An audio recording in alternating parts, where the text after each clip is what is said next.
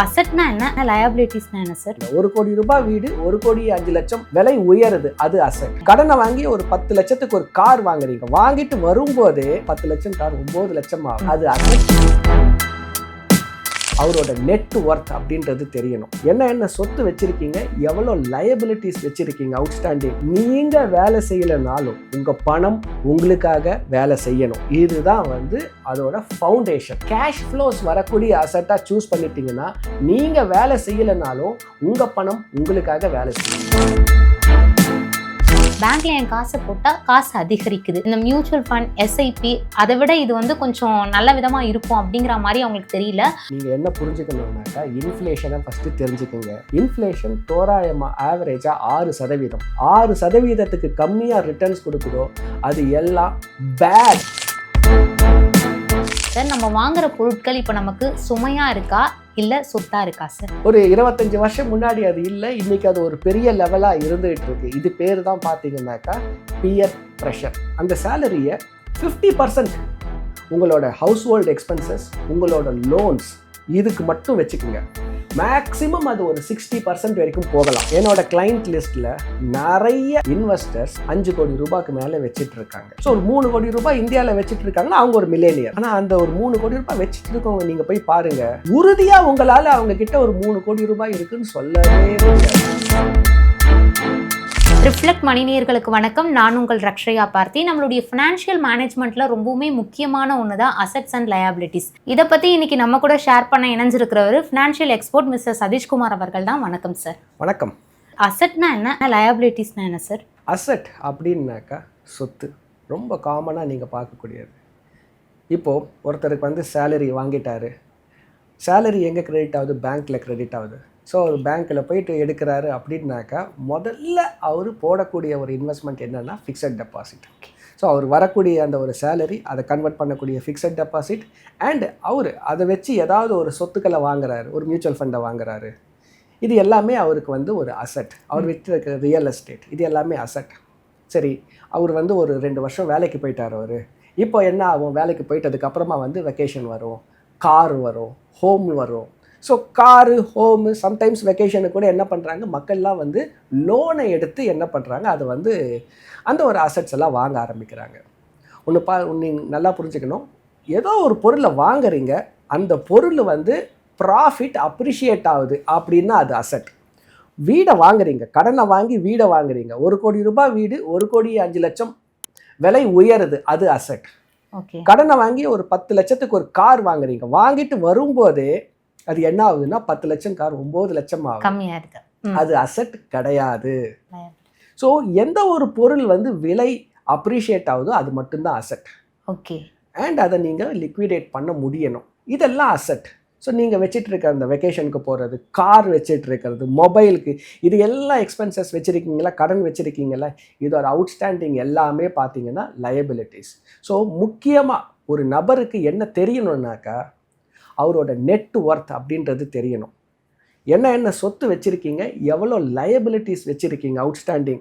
So அந்த asset minus liabilities பார்த்தீங்கன்னா net worth. இது ஒரு முக்கியமான ஒரு கொஸ்டின். இது உங்களோட நெட் ஒர்த் என்ன, உங்களுக்கு அது தெரியுமா, கேளுங்க சார். நம்ம ஆல்ரெடி ரிச் டேட் புவர் டேட்லேயே பார்த்துருப்போம். அந்த புக்ஸ்லேயே என்ன கொடுத்துருப்பாங்கன்னா, பணத்துக்காக ஒர்க் பண்ணாமல் பணத்தை நமக்காக ஒர்க் பண்ண வைக்கணும் அப்படிங்கிற மாதிரியான ஒரு முக்கியமான பாயிண்ட் இருக்கும். அதை பற்றி நிறைய பேர் பேசியிருக்காங்க இல்லையா சார்?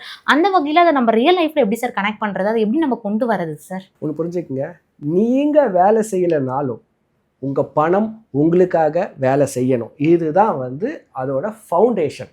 இப்போது நீங்கள் ஒரு மியூச்சுவல் ஃபண்டில் இன்வெஸ்ட் பண்ணுறீங்கன்னு வச்சுக்கலாம். நீங்கள் 35 வயசுலேருந்து 50 வயசு வரைக்கும் இன்வெஸ்ட் பண்ணியிருக்கீங்க, கஷ்டப்பட்டு என்ன பண்ணிட்டீங்க, ஒரு 1 கோடி ரூபாயை சேர்த்துட்டீங்க. சரி, இப்போ உங்களோட மாத எக்ஸ்பென்சஸ் ஒரு 50,000 ரூபான்னு உதாரணத்துக்கு வச்சுக்கலாம். இப்போ அந்த 1 கோடி ரூபாயை நீங்கள் என்ன பண்ணலாம், நீங்கள் அதை அதே மியூச்சுவல் ஃபண்டில் வளர விட்டுதுன்னா தோராயமாக ஒரு 12% வளரும். அதிலிருந்து நீங்கள் உங்களுக்கு தேவையான ஒரு 50,000 ரூபாய் மாதம் எடுத்துட்டாலும் நீங்கள் வேலையே செய்யலைன்னா கூட அந்த ஒரு 1 கோடி ரூபாய் என்ன ஆகுன்னா திரும்ப வளர்ந்துக்கிட்டே இருக்கும். நீங்கள் வேலை செஞ்சாலும் செய்யலைனாலும் உங்களோட பணம் உங்களுக்காக வேலை செய்யுது. ஸோ எந்த ஒரு அசட்டை நீங்கள் சூஸ் பண்ணாலும் அதுலேருந்து கேஷ் ஃப்ளோஸ் வரக்கூடிய அசட்டாக சூஸ் பண்ணிட்டீங்கன்னா நீங்கள் வேலை செய்யலைனாலும் உங்கள் பணம் உங்களுக்காக வேலை செய்யும். சார், இப்போ மிடில் கிளாஸ் பீப்புளோடைய நிறைய பேருடைய கனவு என்னவா இருக்கும்னா, ஒரு ரிச் மேனாலாம் நான் ஆக வேணாம், ஒரு வெல்த்தி லைஃப்பை வாழ்ந்தா போதும் அப்படிங்கிற மாதிரி தான் அவங்களுடைய திங்கிங் ப்ராசஸ் ஃபுல்லாமே இருக்கும். அதுக்காக தான் அவங்க ஓடி ஓடி உழைச்சிட்டும் இருக்காங்க. ஸோ அப்படிப்பட்டவங்க நீங்கள் பார்க்குற வரைக்கும் என்ன மாதிரியான தப்புலாம் பண்ணுறாங்க, அதை எப்படி அவங்க சரி செஞ்சுக்கலாம்? இது ஒரு மாயை அப்படின்னு சொல்லிடலாம். ஒரு 25 வருஷம் முன்னாடி அது இல்லை, இன்னைக்கு அது ஒரு பெரிய லெவலாக இருந்துகிட்டு இருக்கு. இது பேர் தான் பார்த்தீங்கன்னாக்கா பியர் ப்ரெஷர். இப்போது எல்லாருமே காலேஜ் படிச்சுட்டு தான் வந்து ஆஃபீஸ்க்கு போயிட்டு ஒரு கம்பெனியில் வேலைக்கு செய்வாங்க. காலேஜ் படிக்கிற வரைக்கும் பார்த்தீங்கன்னா உங்கள் நண்பருக்கும் உங்களுக்கு முன்னாடி இருக்கிறவருக்கும் பின்னாடி இருக்கிறவருக்கும் ஒரே கொஸ்டின் பேப்பர். அவர் காப்பி வச்சு எழுதினாலும் என்ன பண்ணிடலாம், பாஸ் பண்ணிடலாம். இப்போ எல்லாரும் என்ன பண்ணிட்டோம், வேறு வேறு இடத்துக்கு வேலைக்கு போயிட்டோம். அவர் ஒரு கார் வாங்குறாருன்னு சொல்லிட்டு அவர் செய்கிற வேலை வேற, அவருக்கு இருக்கிற ஆஸ்பிரேஷன்ஸ் வேற, அவர் வாழ்க்கைக்கு என்ன பிடிக்கும் பிடிக்காதுன்றது தேவை வேற.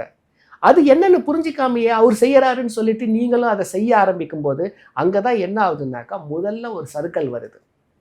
இன்றைக்கி பார்த்தீங்கன்னா இன்ஸ்டாகிராம் ஃபேஸ்புக்கில் வந்து ஓகே என்னோட கலீக் என்னோட நெய்பர் இவர் இதை செய்கிறாரு நானும் இதை செய்யணும் அப்படின்னு ஒரு பியர் ப்ரெஷர் வர ஆரம்பிக்குது. ஸோ அங்கே என்ன ஆகுதுன்னாக்கா உங்களுக்கு என்ன வேணும், உங்கள் வாழ்க்கைக்கு நீங்கள் என்ன செய்யணும், அதை நம்ம வந்து கம்ப்ளீட்டாக மறந்துடுறோம். இதுதான் வந்து முதல்ல ஒரு அவேர்னஸை தெரிஞ்சுக்கிட்டிங்கனாக்கா கண்டிப்பாக நீங்கள் வந்து ஒரு ஃபைனான்ஷியல் உங்களுக்கான கோல்ஸ் ட்ரீம்ஸ் நோக்கி ஈஸியாக நகர ஆரம்பிச்சிடலாம். சார், பேசிக்காகவே முன்னேற்றம்னா என்ன சார்? இப்போ நான் வந்து பைக் வச்சுருக்கேன், அடுத்து கார் வாங்குறேன், அதுவா? இல்லைனா நான் வந்து கவர்மெண்ட் ஸ்கூலில் படித்தேன், என் குழந்தைய இப்போ நான் 1.5 லட்சம் கட்டி நான் பெரிய ஸ்கூலில் படிக்க வைக்கிறேன், சின்ன வீட்டில் இருந்தேன்னா பெரிய வீட்டுக்கு போயிருக்கேன். இதுதான் முன்னேற்றமா? இதை தாண்டி என்ன சார் இருக்குது? இப்போ அப்படிலாம் பண்ணிவிட்டு நான் திரும்பி பார்க்கும்போது ஒரு 10 நாள் எனக்கு வேலைக்கு போக முடியாமல் என்னுடைய வீட்டை ரன் பண்ண முடியும்னா முடியாது இல்லையா சார்? அந்த வகையில் பல பேருமே நான் சின்ன வீடு வச்சுருக்கேன், இப்போ பெரிய வீடு வாங்கிட்டேன், இந்த மாதிரி நான் ஃபஸ்ட்டு சொன்ன கான்செப்ட் தான் முன்னேற்றம் நினைச்சிட்டு இருக்காங்க சார். அந்த வகையில் நீங்க என்ன சார் சொல்ல விரும்புறீங்க? இது ஒரு குழப்பமான ஒரு கேள்வி. இந்த அணுகுமுறை நிறைய பேர்கிட்ட இல்லை. நிறைய பேர் வாழ்க்கையில பண்ணக்கூடிய ஒரு பெரிய ஃபைனான்சியல் மிஸ்டேக் இதுதான். நிறைய பேர் என்ன பண்றாங்கன்னாக்கா அவங்க அந்த பியர் ப்ரெஷர், சின்ன பைக்கு அதுல இருந்து ஒரு கார் வாங்கிட்ட பிறகு இன்னொரு ஒரு லக்ஸுரி கார் அங்க நிக்குதா? அது இல்லை. அங்கே குழந்தைகள் என்ன பண்ணுறாங்க, ஒரு பெரிய ஒரு இன்டர்நேஷ்னல் ஸ்கூலில் போடுறாங்க. அங்கே பார்த்தீங்கன்னாக்கா அவங்களோட ஃப்ரெண்ட்ஸும் ஒரு 4-5 இன்டர்நேஷ்னல் ட்ரிப்பு போகிறாங்க. உங்கள் வாழ்க்கை வந்து என்ன ஆகுதுன்னாக்கா கரண்ட் லைஃப் ஸ்டைல் பெருசாகிட்டே போகுது, எக்ஸ்பென்சஸ் இன்க்ரீஸ் ஆகிட்டே போகுது. இங்கே பாருங்கள், 55 வயசு வரைக்கும் தான் உங்களால் வேலை செய்ய முடியும்.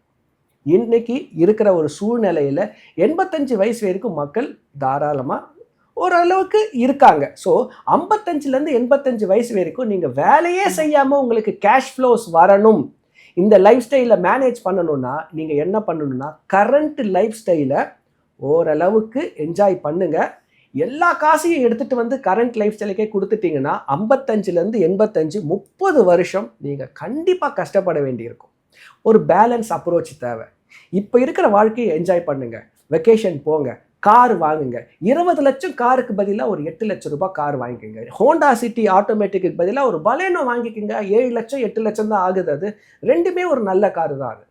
ஸோ என்ன ஆகுன்னா இஎம்ஐ நீங்கள் 21,000 கட்டுறதுக்கு பதிலாக உங்களுக்கு 10,000 தான் கட்ட வேண்டியிருக்கும். மிச்சம் இருக்கிற 10,000 நீங்கள் எஸ்ஐபியில் இன்வெஸ்ட் பண்ணிங்கன்னா இருக்கிற லைஃப் ஸ்டைலும் மேனேஜ் ஆகுது, ஃப்யூச்சருக்கான ரிட்டையர்மெண்ட்டுக்கான ஒரு கார்பஸும் சேர ஆரம்பிக்குது. இது பேர் தான் பேலன்ஸ்ட் அப்ரோச். சார், இப்போ நம்ம பேங்க்கில் பணத்தை போடுறோம் அப்படின்னா, பேங்காக இருக்கட்டும், இப்போ பொதுவாக இருக்கிற மக்களாக இருக்கட்டுமே, பேங்க்கில் என் காசை போட்டால் காசு அதிகரிக்குது அப்படிங்கிற மாதிரி, அது சேஃபாக இருக்குது அப்படிங்கிற மாதிரி மட்டும்தான் யோசிக்கிறாங்க. இந்த மியூச்சுவல் ஃபண்ட், எஸ்ஐபி அதை விட இது வந்து கொஞ்சம் நல்ல விதமாக இருக்கும் அப்படிங்கிற மாதிரி அவங்களுக்கு தெரியல. ஸோ இது ரெண்டுத்துக்கும் இருக்கக்கூடிய வேறுபாடுகள், அதில் இருக்கக்கூடிய நன்மைகள். முதல்ல நீங்கள் என்ன புரிஞ்சுக்கணுன்னாக்கா இன்ஃப்ளேஷனை ஃபஸ்ட்டு தெரிஞ்சுக்குங்க. இன்ஃப்ளேஷன் தோராயமாக ஆவரேஜாக 6%. ஓகே.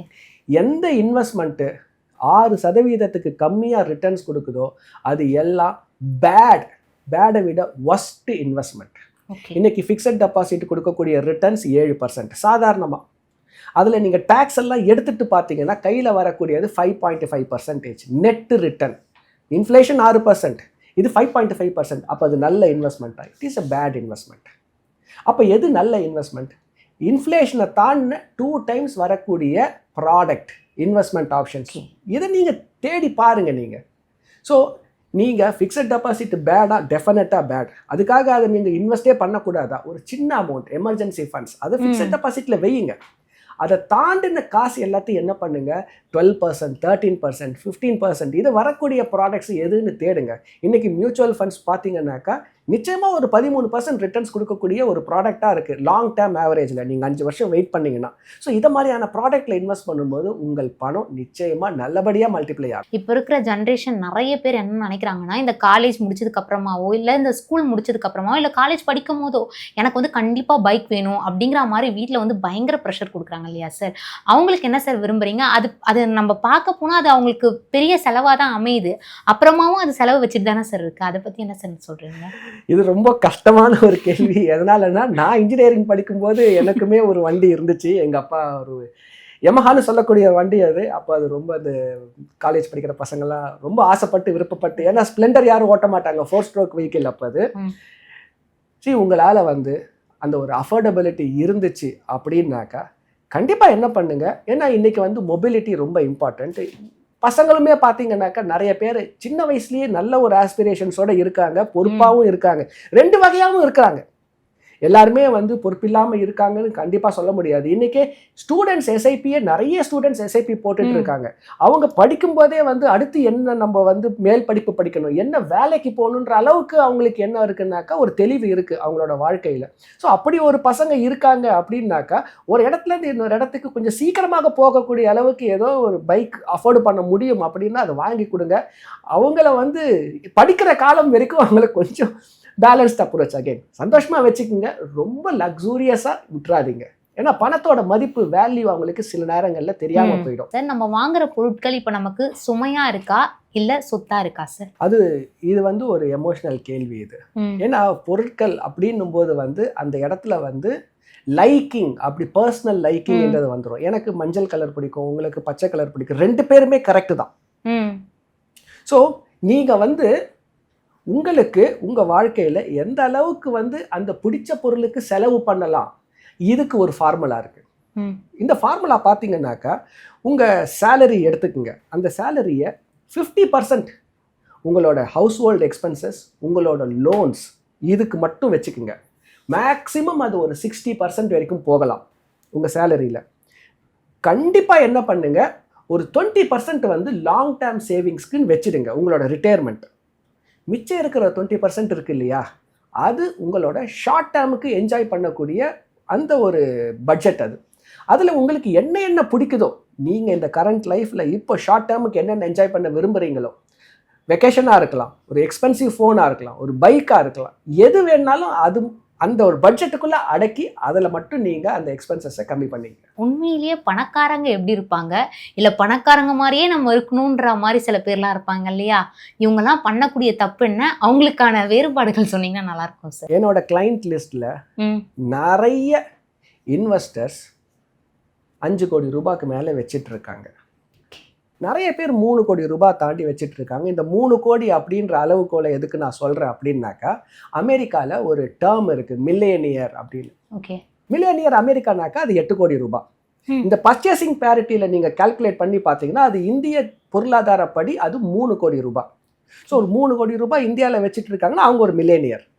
ஆனால் அந்த ஒரு 3 கோடி ரூபாய் வச்சுட்டு இருக்கவங்க நீங்கள் போய் பாருங்கள், உறுதியாக உங்களால் அவங்க கிட்ட ஒரு 3 கோடி ரூபாய் இருக்குன்னு சொல்லவே முடியாது. சாதாரணமான ஒரு வண்டியில் தான் போயிட்டு இருப்பாங்க. அவங்களோட ட்ரெஸ்ஸிங் சாய்ஸாக இருக்கட்டும், அவங்க போகக்கூடிய இடமா இருக்கட்டும், பெரிய ஒரு எக்ஸ்பென்சிவ், ஆனால் அவங்க கம்ஃபர்டபுளாக இருக்காங்க, சிக்கனமாலாம் கிடையாது. அவங்களுக்கு என்ன வேணுமோ அதை அவங்க செஞ்சிட்டு இருக்காங்க, அதை கரெக்டாக செய்கிறாங்க. அவங்களுக்கு எது தேவையில்லையோ அதில் போயிட்டு அனாவசியமாக அவங்க காசை செலவழிக்கிறது கிடையாது. ஒன்று புரிஞ்சுக்கணும், தேவையில்லாத பொருட்களை செலவுகளை செய்யும்போது தேவையான பொருட்கள் செலவு செய்யறதுக்கு உங்ககிட்ட காசு இல்லாமல் போயிடும். ஸோ என்ன பண்ணுங்க, வாண்ட்ஸ் நீட்ஸ் அப்படின்றத தனியாக பிரிச்சுக்குங்க. நீட்ஸ் அது கண்டிப்பாக இருந்தே ஆகணும். வாண்ட்ஸ் அது அந்த 20% அதுக்குள்ளே உங்களோட வாண்ட்ஸை நிறுத்திக்குங்க. அதுக்கு மேலே எக்ஸ்பென்ஸ் போதா அதை சேர்த்து வச்சு வாங்கிறதுக்கு பாருங்கள். அப்போ தான் என்ன ஆக முடியும்னா உங்களாலேயும் ஒரு மில்லேனியர் அந்த ஒரு 3 கோடி ரூபாவை ஃபாஸ்ட்டாக சேர்க்க முடியும். நமக்கு பிடிச்ச நிறைய விஷயங்களை சாக்ரிஃபைஸ் பண்ணிட்டு தான் வரா மாதிரி இருக்குல்ல சார்? அப்படி வாழ்கிறதே எனக்கு வாழ்க்கை வேணாம் அப்படிங்கிற மாதிரி சில இருப்பாங்கல்ல, இன்னைக்கான செலவு நான் பார்த்துக்கிறேன், நான் அடுத்த நாள் வருதா நான் பார்த்துக்கிறேன் அப்படிங்கிற மாதிரி இருப்பாங்கல்ல சார், அவங்களுக்கு உங்களுடைய பதில் என்னவா சார் இருக்கும்? கண்டிப்பாக நாளைக்குன்னு ஒரு நாள் இருக்குது. வாட் இஃப் இன்னைக்கே காசு எல்லாத்தையும் செலவு பண்ணிட்டு நாளை விடியும் போது அந்த காசு உங்ககிட்ட இல்லைன்னாக்கா கண்டிப்பாக அது உங்களுக்கு ஒரு பிரச்சனை தான். இன்னைக்கு சந்தோஷமா வாழணும், அதுவும் முக்கியம். நாளைக்கு விடியும் போது உங்ககிட்ட கொஞ்சம் காசு இருக்கணும், நாளைய பொழுதையும் நீங்க வந்து நலமாக செலவிட. ஸோ என்ன பண்ணுங்க, அந்த ஒரு பேலன்ஸ்ட் அப்ரோச். இன்னைக்கு நீங்க வந்து ரொம்ப சிக்கனமா ஃப்ரூகலா இருக்க வேண்டிய அவசியம் இல்லை. அதே நேரத்தில் ரொம்ப லக்ஸூரியஸா எல்லா காசையும் நான் இன்னைக்கே செலவு பண்ணிடணும் அப்படி இருக்க வேண்டிய அவசியமும் இல்லை. ஒரு பேலன்ஸ்ட் அப்ரோச்சை வச்சுக்கோங்க. நிறைய ஒரு மிடில் கிளாஸ்ல இருக்கிறவங்க வெல்த்தி லைஃப்பை எப்படி அடுத்து போகலாம் அப்படிங்கிற மாதிரி ரொம்பவுமே அழகாக சொல்லியிருந்தீங்க சார். ரொம்ப நன்றி சார். நன்றி.